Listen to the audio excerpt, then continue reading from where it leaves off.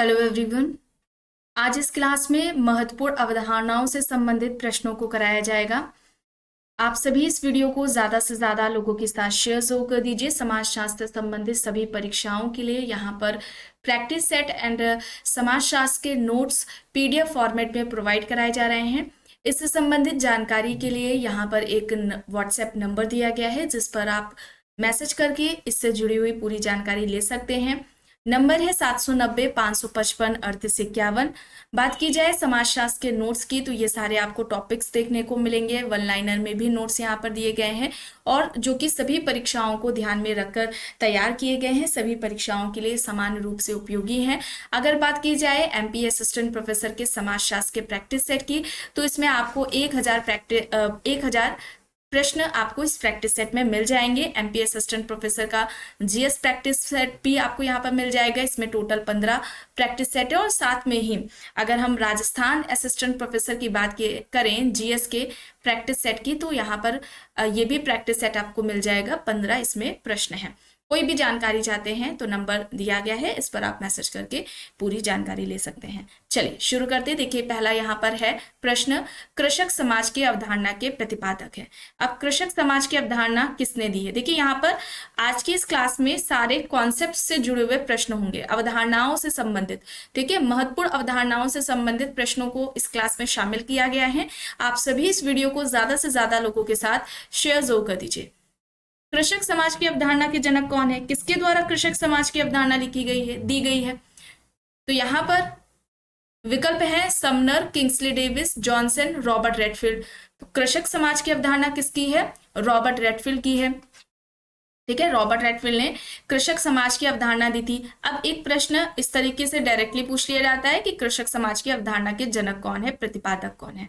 एक प्रश्न पूछा जाता है कि कृषक समाज की अवधारणा रॉबर्ट रेडफील्ड ने किस पुस्तक में दी है? पुस्तक का नाम क्या है? Peasant society and culture. Peasant society and culture ये इनकी पुस्तक है और ये कब आती है? 1956 में आती है। इस पुस्तक में रॉबर्ट रेडफील्ड ने कृषक समाज की अवधारणा दी और कृषक समाज को रॉबर्ट रेडफील्ड ने क्या कहा था? अवशिष्ट समाज कहा था। क्यों कहा था अवशिष्ट समाज? आपको बताया गया है। और ऐसे भी पूछ सकते हैं अवशिष्ट समाज की अवधारणा के जनक कौन है? तो कृषक समाज को अवशिष्ट समाज किसने कहा था? रॉबर्ट रेडफील्ड ने कहा था। इन्होंने कहा था कि जब ग्रामीण समाज से, ठीक है, ग्रामीण समाज से जनजातीय समाज को हम अलग कर देते हैं, जनजातीय समाज को हम जब ग्रामीण समाज से अलग कर देते हैं, यानी कि रूरल सोसाइटी से जब हम ट्राइबल सोसाइटी को अलग कर देते हैं, तो जो बचा हुआ अवशिष्ट भाग है उसे ही इन्होंने, यानी कि रॉबर्ट रेडफील्ड ने कृषक समाज कहा था। ठीक है, इतनी बातें क्लियर हो गई यहाँ पर। तो यह अवधारणा किसकी है? कृषक समाज की, रॉबर्ट रेडफील्ड की है। अवशिष्ट समाज करके पूछा जाए अवधारणा किसकी है तो भी आपको रॉबर्ट रेडफील्ड को ही बताना पड़ेगा। इनके द्वारा दी गई है। किस पुस्तक में दी गई है?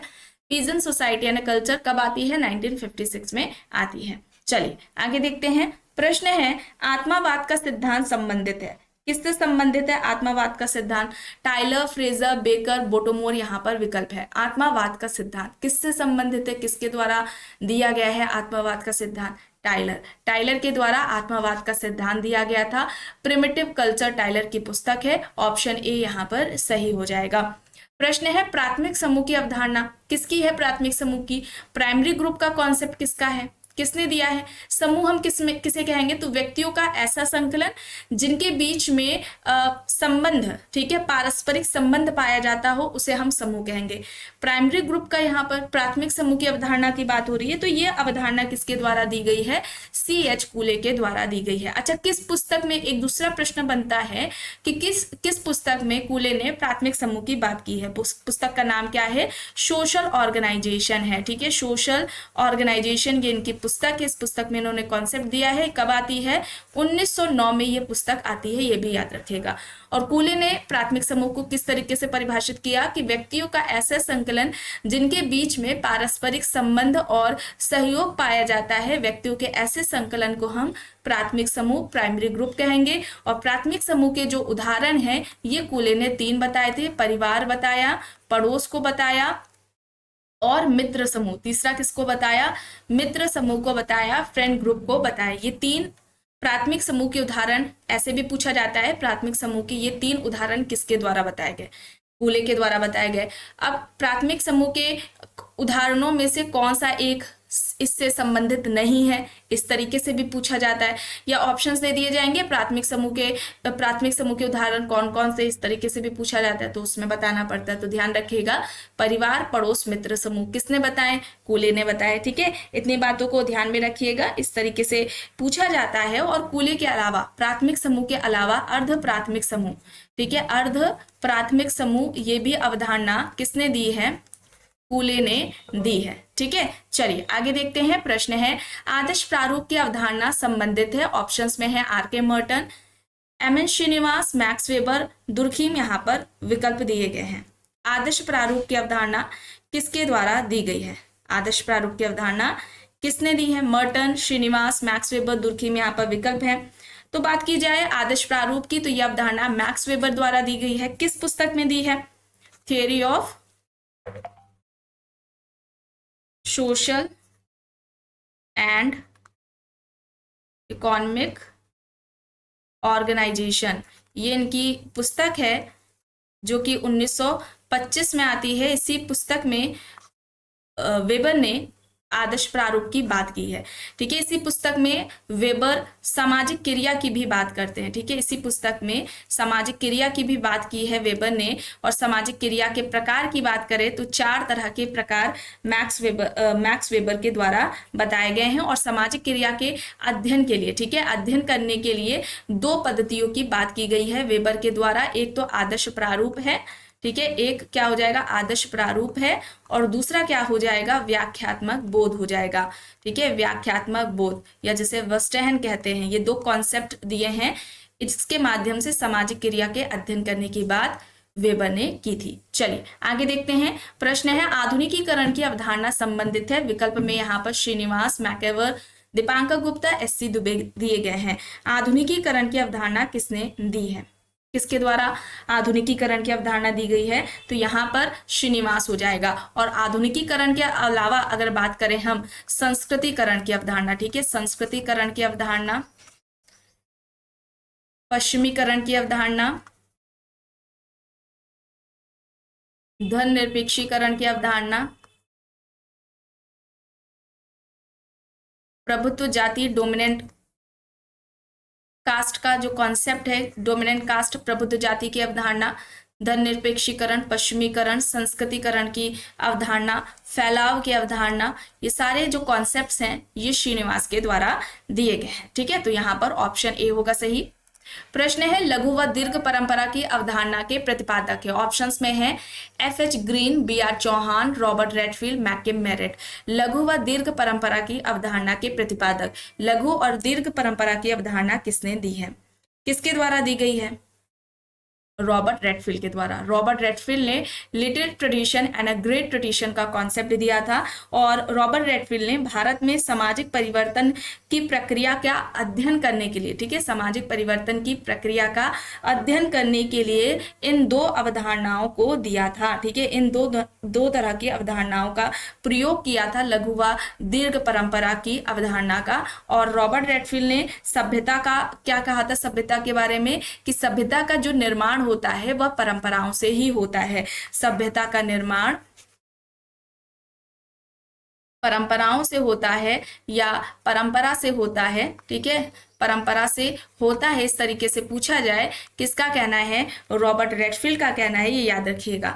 ठीक है, दीर्घ परंपरा की बात करें तो दीर्घ परंपरा को रॉबर्ट रेडफील्ड कहते हैं कि ये अभिजात वर्ग के लोगों की परंपरा है। और जो लघु परंपरा है, दूसरी ओर लघु परंपरा को ये लोक या निरक्षर या कृषकों की परंपरा बताते हैं। ठीक है, और इन्होंने ये दोनों कॉन्सेप्ट, जो लघु परंपरा और दीर्घ परंपरा वाला है, ये रॉबर्ट रेडफील्ड ने दिया। और इनकी आलोचना में, ठीक है, इनकी आलोचना में एस.सी. दुबे ने, ठीक है, एस.सी. दुबे ने बहुल परंपरा की अवधारणा दी थी। ठीक है, बहुल परंपरा का जो कॉन्सेप्ट है वो किसका है? एस.सी. दुबे का है। चलिए आगे देखते हैं। प्रश्न है, आभासी समूह की अवधारणा। ऑप्शंस में है बोटोमोर, सी.एच. कूले, Tyler, Max weber.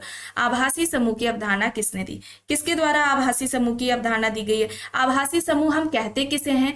किसे कहेंगे हम आभासी समूह? या अगर हम कहें अर्ध समूह, है ना, जिसे क्वाइसी ग्रुप कहा जाता है इंग्लिश में, किसे कहेंगे? तो व्यक्तियों का ऐसा संकलन जिसमें निश्चित संगठन का अभाव पाया जाता है, लोगों के बीच में जागरूकता का अभाव है, व्यक्तियों के ऐसे संकलन को हम आभासी समूह या अर्ध समूह या क्वाइसी ग्रुप कहेंगे। जैसे कि बस स्टैंड पर बस का वेट करते हुए लोग जो खड़े होंगे उन्हें हम कहेंगे, रेलवे स्टेशन पर ट्रेन का वेट करते हुए लोगों का जो संकलन है, इंतजार कर रहे हैं, ऐसे व्यक्तियों के संकलन को हम, ऐसे व्यक्तियों के समूह को हम अर्ध समूह या आभासी समूह कहेंगे। तो यह अवधारणा किसके द्वारा दी गई है, यह पूछा जा रहा है, तो यह अवधारणा बोटो-मोर के द्वारा दी गई है। ऑप्शन ए यहाँ पर राइट आंसर हो जाएगा। ठीक है, ऑप्शन ए यहाँ पर सही हो जाएगा। कूले की बात करें तो कूले ने प्राथमिक समूह की अवधारणा दी, अभी आपको बताया गया प्राथमिक समूह, और इसके अलावा इन्होंने अर्ध प्राथमिक समूह की, देखिए अब यहाँ पर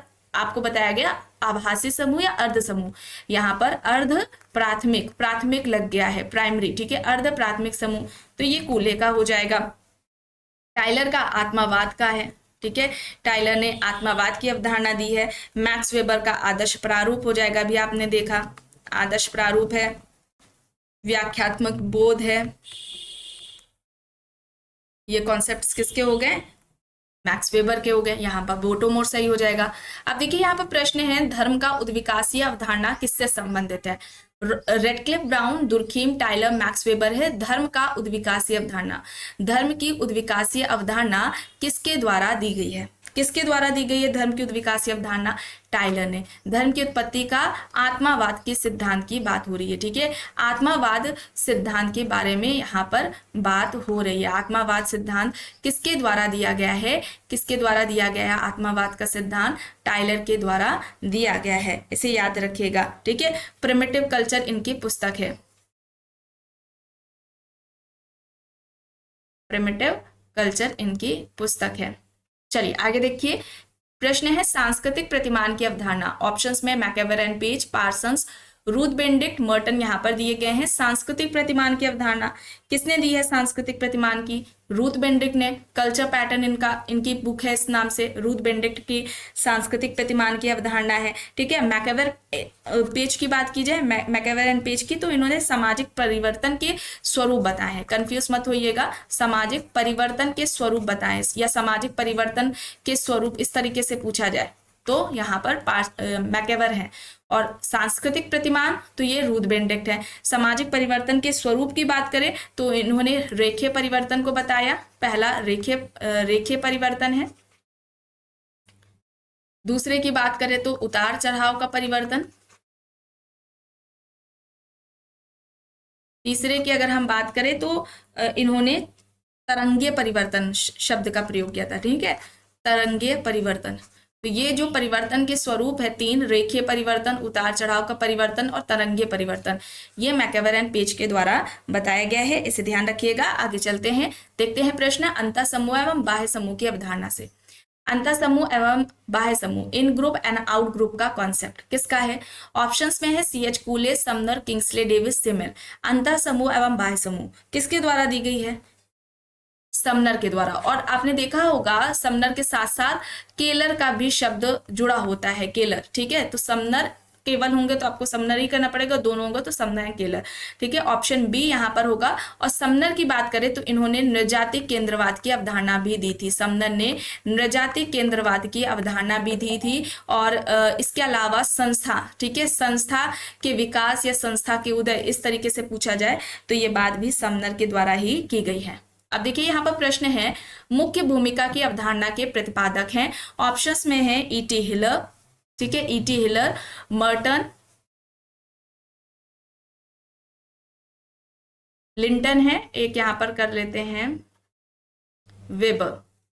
मुख्य भूमिका या मीट कर लेते हैं, बताइए मुख्य भूमिका की अवधारणा किसके द्वारा दी गई है? मुख्य भूमिका की अवधारणा किसने दी है? E.T. हिलर ने दी है। मुख्य भूमिका हम किसे कहेंगे? तो देखिए, जैसा कि आपको कई बार बताया गया है कि व्यक्ति की सिर्फ एकमात्र ही परिस्थिति नहीं होती है। देखिए, लिंटन ने बात की थी ना प्रदत्त परिस्थिति और अर्जित परिस्थिति, प्रदत्त परिस्थिति और अर्जित परिस्थिति की बात की थी लिंटन ने। दो तरह के परिस्थिति के प्रकार बताए थे, प्रदत्त परिस्थिति और अर्जित परिस्थिति। तो हिलर ने कहा था कि व्यक्ति की मात्र, देखिए प्रदत्त परिस्थिति जन्म से मिल रही है ना, जाति लिंग हो जाएगा। अर्जित परिस्थिति योग्यता से व्यक्ति प्राप्त कर रहा है, टीचर बनना है, आईएएस ऑफिसर, डॉक्टर बनना है, ठीक है, तो ये अर्जित परिस्थिति है। तो देखिए समाज में व्यक्ति की सिर्फ एक ही परिस्थिति नहीं होती है, कई सारी परिस्थिति होती हैं और उन सभी परिस्थितियों के योग में से, ठीक है, परिस्थितियों के योग में से सभी परिस्थितियों में से एक ऐसी परिस्थिति होती है जिसके द्वारा वह समाज में जाना जाता है, पहचाना जाता है, समाज उस परिस्थिति को अधिक महत्व देता है। हिलर ने ऐसी ही परिस्थिति को क्या कहा है, भूमिका कहा है, ठीक है। तो याद रखिएगा ये मुख्य भूमिका की जो अवधारणा है ये किसके द्वारा दी गई है, ईटी हिलर के द्वारा दी गई है, ठीक है। मुख्य भूमिका की जो अवधारणा है ये ईटी हिलर के द्वारा दी गई है। ऑप्शन ए यहाँ पर राइट आंसर हो जाएगा, ईटी हिलर, ठीक है। ईटी हिलर का कॉन्सेप्ट है ये। और भूमिका एवं परिस्थिति या परिस्थिति एवं भूमिका की बात करें तो ये किसका कॉन्सेप्ट है, किसका कॉन्सेप्ट है, रॉल्फ लिंटन का, ठीक है, रॉल्फ लिंटन का ये कॉन्सेप्ट है। अब आगे बताया भी जाएगा और इससे पहले वाली क्लास में भी बताया गया है, ठीक है। तो ये लिंटन ने बताया और दो तरह की परिस्थितियों की बात, प्रदत्त और अर्जित परिस्थिति की बात लिंटन ने की है। मुख्य भूमिका की अवधारणा ईटी हिलर की है। अब यहाँ पर देखिए प्रदत्त परिस्थिति व अर्जित परिस्थिति अभी आपको बताया गया, देखिए यहाँ पर रॉल्फ लिंटन है, सी यहाँ पर राइट आंसर हो जाएगा, ठीक है, सी यहाँ पर राइट हो जाएगा। एक प्रश्न बनता है कि देखिए यहाँ पर तो प्रकार पूछा गया, परिस्थिति एवं भूमिका है ना, ये अवधारणा किसकी है, तो ये लिंटन की हो जाएगी। एक प्रश्न बनता है परिस्थिति भूमिका की बात किस पुस्तक में की है, द स्टडी ऑफ मैन। एक प्रश्न आता है ये पुस्तक कब आई, 1936 में आई है, ये भी याद रखिएगा, ठीक है। तो यहाँ पर क्या होगा, ऑप्शन सी होगा। और सबसे पहले लिंटन ने ही व्यवस्थित तरीके से परिस्थिति एवं भूमिका की बात की, इस तरीके से भी पूछा जाता है तो लिंटन ही है, ठीक है। तो ये बातें हैं इससे जुड़ी हुई, इन्हें आपको ध्यान में रखना है। आगे देखते हैं, प्रश्न है इनमें से कौन सा युग्म सही नहीं है। मुख्य भूमिका हिलर, सांस्कृतिक प्रतिमान मैकएवर एंड पेज, कृषक समाज रेडफील्ड, आदर्श प्रारूप मैक्स वेबर। तो देखिए कृषक समाज का हम लोगों ने देख लिया, आदर्श प्रारूप भी देखने को मिला है, मुख्य भूमिका भी जल्दी अभी देखा इससे पहले, तो ये सही है। सांस्कृतिक प्रतिमान ये मैकएवर एंड पेज का नहीं है, ठीक है, सांस्कृतिक प्रतिमान मैकएवर एंड पेज का नहीं है। ये किसके है कॉन्सेप्ट, ये किसकी अवधारणा है, रूथ बेनेडिक्ट की है। किसकी है, रूथ बेनेडिक्ट की अवधारणा है। तो विकल्प बी यहाँ पर सही हो जाएगा। प्रश्न है नगरवाद की अवधारणा से संबंधित है। ऑप्शंस में है यहाँ पर बर्गेल, बर्गेस, ग्रीन, लुईवर्थ। बर्गेल, बर्गेस, ग्रीन, लुईवर्थ यहाँ पर ऑप्शंस हैं। नगरवाद की अवधारणा किसके द्वारा दी गई है, नगरवाद की अवधारणा लुईवर्थ ने दी है। अच्छा, इसके लक्षण या हम कहे तत्व 3 बताए थे इन्होंने। जनसंख्या का आकार बताया, ठीक है, जनसंख्या का आकार बताया, जनसंख्या का घनत्व बताया था दूसरा, ठीक है, जनसंख्या का घनत्व हो जाएगा। और तीसरा जनसंख्या की विषमता, ठीक है, तीसरा क्या हो जाएगा, जनसंख्या की विषमता हो जाएगा। ये किसने बताए हैं, लुईवर्थ ने बताए हैं। नगरवाद या नगरीयता के लक्षण या तत्व हम कहें 3, ठीक है, और ये आते हैं इस तरीके से। इनमें से कौन सा तत्व नहीं है या कौन सा ये तत्व लुईवर्थ द्वारा बताए हैं, इस तरीके से पूछा जाता है। चलिए अब यहाँ पर देखिए, धर्म का सामाजिक सिद्धांत किसके द्वारा दिया गया है, Tylor, Max Muller, Durkheim, Frazer यहाँ पर विकल्प है। धर्म का सामाजिक सिद्धांत किसका है, धर्म का सामाजिक सिद्धांत दुर्कीम ने दिया है, ठीक है, दुर्कीम ने दिया है। किस पुस्तक में दिया है ये इंपॉर्टेंट हो जाता है, the elementary forms of religious life. कब आती है ये भी इंपॉर्टेंट हो जाता है, 1912 में आती है, ठीक है। अब दुर्कीम से पहले धर्म की उत्पत्ति के जितने भी सिद्धांत थे उन सभी सिद्धांतों का खंडन करते हुए दुर्कीम ने धर्म का सामाजिक सिद्धांत दिया था। अब टाइलर ने धर्म की उत्पत्ति का सिद्धांत दिया था आत्मावाद, और मैक्स वुलर ने धर्म की उत्पत्ति का प्रकृतिवाद का सिद्धांत दिया था। ठीक है। इन सभी सिद्धांतों का खंडन करते हुए दुर्कheim ने धर्म की उत्पत्ति का सामाजिक सिद्धांत दिया था। और धर्म का प्रारंभिक स्वरूप, दुर्कheim ने धर्म का प्रारंभिक स्वरूप किसे बताया था? टोटेमवाद को बताया था। एक इस तरीके से डायरेक्टली पूछा जाता है, टोटेमवाद की अवधारणा किसके द्वारा दी गई?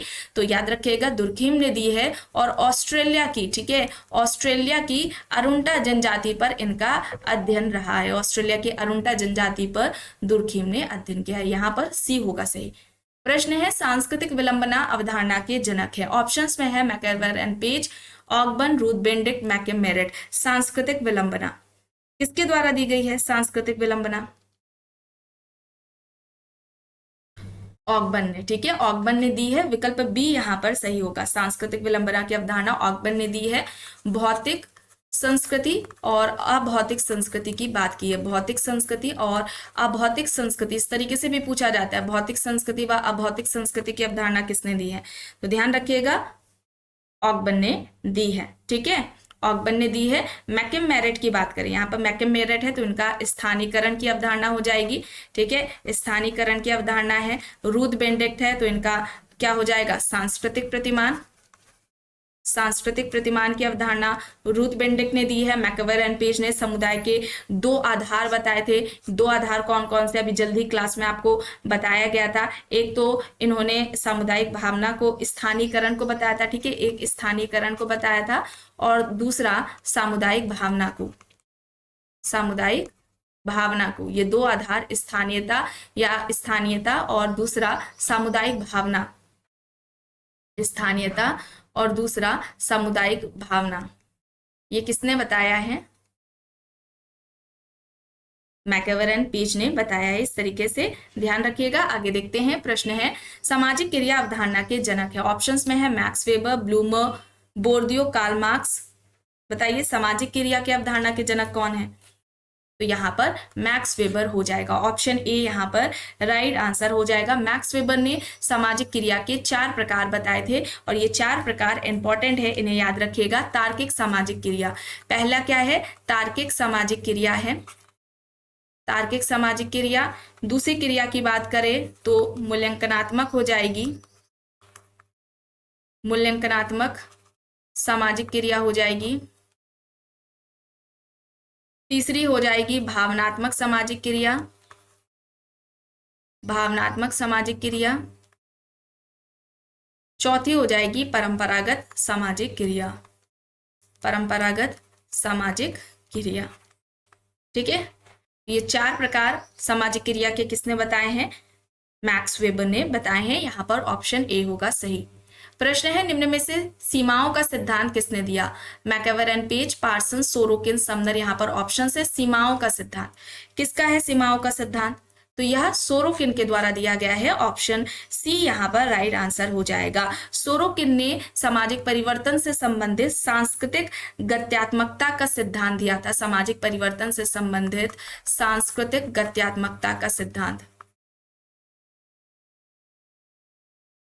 सामाजिक परिवर्तन का सांस्कृतिक गत्यात्मकता का सिद्धांत सोरोकिन ने दिया था। एक प्रश्न आता है directly, social and cultural dynamics के नाम से यह पुस्तक किसकी है? तो सोरोकिन की है। इस पुस्तक में ही सामाजिक परिवर्तन का सिद्धांत सोरोकिन ने दिया था और इनके सामाजिक परिवर्तन से संबंधित जो कि डायरेक्टली पूछा जाता है कि सांस्कृतिक गत्यात्मकता का सिद्धांत है, इसके सोरोकिन के इस सिद्धांत को अन्य नामों से भी जाना जाता है। एक तो आपने प्रश्न में देखा सीमाओं का सिद्धांत, दूसरा है उतार चढ़ाव का सिद्धांत, ठीक है, सामाजिक परिवर्तन से संबंधित उतार चढ़ाव का सिद्धांत। एक आता है घड़ी के पेंडुलम, ठीक है, घड़ी के पेंडुलम का सिद्धांत और ये सामाजिक परिवर्तन से संबंधित है ना। इनके सांस्कृतिक गत्यात्मकता के सिद्धांत को इन नामों से जाना जाता है, उतार चढ़ाव का सिद्धांत, घड़ी के पेंडुलम का सिद्धांत, सीमाओं का सिद्धांत। चलिए आगे देखिए। यहाँ पर प्रश्न है निम्न में से किसने पश्चिमीकरण की अवधारणा प्रतिपादित की? ऑप्शंस में M N Srinivas, S L Kalia, Andre Beteille, Opler यहाँ पर दिए गए हैं। पश्चिमीकरण की अवधारणा किसने दी है? एम एन श्रीनिवास ने दी है। ऑप्शन ए यहाँ पर सही हो जाएगा।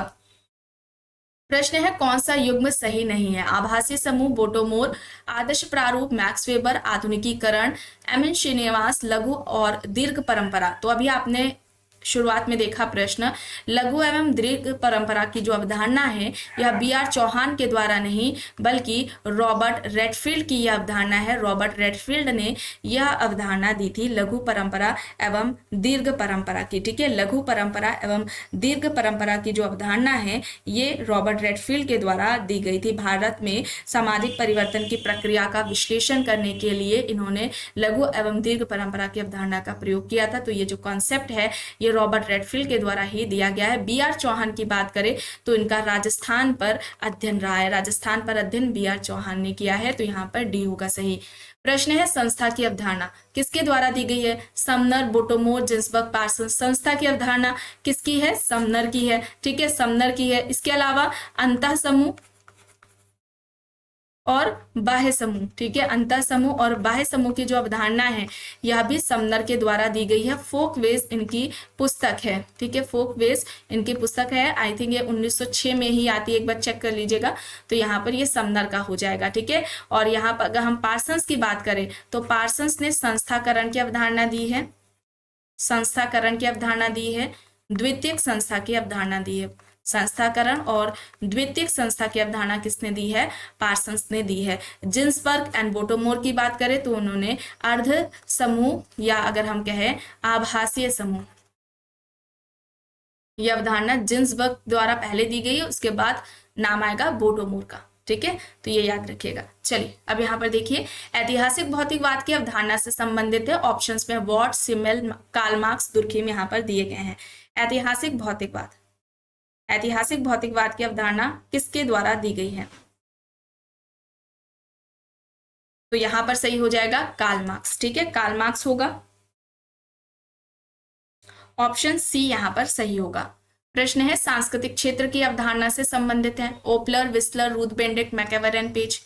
सांस्कृतिक क्षेत्र की अवधारणा किसने दी है? सांस्कृतिक क्षेत्र की अवधारणा विस्लर ने दी है, क्लॉर्क विस्लर। ऑप्शन बी यहाँ पर राइट हो जाएगा। क्लॉर्क विस्लर के द्वारा सांस्कृतिक क्षेत्र की अवधारणा दी गई है, क्लॉर्क विस्लर के द्वारा। ठीक है, रूथ बेंडिक्ट की बात करें तो रूथ बेंडिक्ट ने सांस्कृतिक प्रतिमान की अवधारणा दी है, कल्चर पैटर्न, सांस्कृतिक प्रतिमान। यह अवधारणा किसकी है?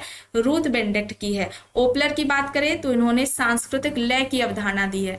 सांस्कृतिक लय की अवधारणा किसने दी है? ओपलर ने दी है। सांस्कृतिक प्रतिमान की अवधारणा रूथ बेंडिक्ट ने दी है। सांस्कृतिक क्षेत्र की अवधारणा की बात करें तो यह विस्लर के द्वारा दी गई। सांस्कृतिक क्षेत्र से तात्पर्य क्या है इनकी इस अवधारणा का? तो संस्कृति तत्वों का एक निश्चित स्थान होता है जहां पर वह संस्कृति पाई जाती है। ठीक है, इसी स्थान पर ये जो संस्कृति के तत्व है, सकुल है, प्रतिमान, इनका विकास होता है। और सांस्कृतिक तत्व आपको बताया गया ना, संस्कृति की इस तरीके से आता है कि संस्कृति की सबसे छोटी इकाई को हम क्या कहते हैं? तो सांस्कृतिक तत्व कहते हैं। संस्कृति के समग्र संकलन को हम क्या कहते हैं? सांस्कृतिक सकुल कहते हैं। और एक प्रश्न आता है कि संस्कृति की सबसे बड़ी इकाई, संस्कृति की सबसे बड़ी इकाई को क्या कहते हैं? सांस्कृतिक सकुल। तो संस्कृति के तत्व, संस्कृति सकुल, संस्कृति प्रतिमान मिलकर ही क्या करते हैं? सांस्कृतिक क्षेत्र का निर्माण करते हैं। याद रखिएगा, सांस्कृतिक क्षेत्र का निर्माण सांस्कृतिक तत्व, सांस्कृतिक सकुल और सांस्कृतिक प्रतिमान से मिलकर के होता है। ठीक है, चलिए आगे देखते हैं। प्रश्न है माध्यमिक संबोधन की अवधारणा की जनक है। Radcliffe Brown, Tylor, Levi Strauss, Malinowski. यहाँ पर ऑप्शंस हैं। माध्यमिक संबोधन की अवधारणा के जनक कौन है? कौन है? टाइलर है। टाइलर ने माध्यमिक संबोधन की अवधारणा दी है। इसके अलावा टाइलर ने परिहार, ठीक है, परिहार की अवधारणा भी दी है। ब्राउन की बात करें, रेडक्लिफ ब्राउन, तो इन्होंने परिहास की अवधारणा दी है, जोकिंग रिलेशंस की बात की है। लेवी-स्ट्रॉस की बात करें तो इन्होंने संरचनावाद की अवधारणा दी है। ठीक है, संरचनावाद की अवधारणा दी है। और इसके अलावा नातेदारी अणु की भी बात की है। ठीक है, नातेदारी अणु की जो बात है यह भी लेवी-स्ट्रॉस के द्वारा दी गई है। मैलोनोव्स्की ने मानवीय आवश्यकता का सिद्धांत दिया है। ठीक है, मानवीय आवश्यकता का सिद्धांत जो कि 3 तरह की आवश्यकताएं, प्राथमिक, द्वितीयक तृतीयक आवश्यकताएं हैं ये मैलिनोवस्की के द्वारा बताई गई हैं और मैलिनोवस्की को व्यक्तिवादी प्रकारवादी के नाम से जाना जाता है। व्यक्तिवादी प्रकारवादी के नाम से मैलिनोवस्की को जाना जाता है। इन बातों को ध्यान में रखिएगा। आगे देखते हैं प्रश्न और ये आखिरी है। देखिए, सामाजिक उद्विकास सिद्धांत के प्रवर्तक है हर्बर्ट स्पेंसर, डार्विन, मैलिनोवस्की, समनर। यहाँ पर विकल्प है सामाजिक उद्विकास। देखिए, पूछा जाए केवल उद्विकास का सिद्धांत किसने दिया है, तो उद्विकास का जो सिद्धांत है ये डार्विन ने दिया है। सामाजिक उद्विकास का सिद्धांत हर्बर्ट स्पेंसर ने दिया है। ठीक है, सामाजिक उद्विकास का सिद्धांत किसने दिया है, स्पेंसर ने दिया है, इसे याद रखिएगा। और स्पेंसर को सामाजिक डार्विनवादी के नाम से भी जाना जाता है। सामाजिक डार्विनवादी के नाम से कौन प्रसिद्ध है, किसे जाना जाता है, तो स्पेंसर को ही जाना जाता है। व्यक्तिवादी प्रकारवादी, ठीक है, व्यक्तिवादी प्रकारवादी के नाम से कौन जाने जाते हैं, कौन प्रसिद्ध हैं, तो यहाँ पर मैलिनोवस्की हो जाएंगे। समनर ने संस्था की बात की है, अंतः समूह बाह्य समूह की बात की है। अंतः समूह व बाह्य समूह की जो बात है यह किसके द्वारा की गई है, समनर के द्वारा की गई है। और अगर हम बात करें मैलिनोवस्की की तो इन्होंने जादू के दो प्रकार, सफेद जादू और काला जादू बताया। सफेद जादू जिसमें कल्याण की भावना छुपी होती है, काला जादू जो दूसरों को हानि कष्ट पहुंचाने के लिए किया जाता है उसे काला जादू कहा। तो ये दो जादू के प्रकार मैलिनोवस्की ने बताए। तो आज के इस क्लास में बस इतना ही। आई होप ये आपको पसंद आई होगी। अगर पसंद आई है तो प्लीज लाइक करिएगा, कमेंट करके जरूर बताइएगा। चैनल पर अगर आप नए हैं तो चैनल को भी जरूर सब्सक्राइब कर लीजिएगा एंड इस वीडियो को जितना हो सके ज्यादा से ज्यादा लोगों के साथ शेयर भी जरूर करिएगा।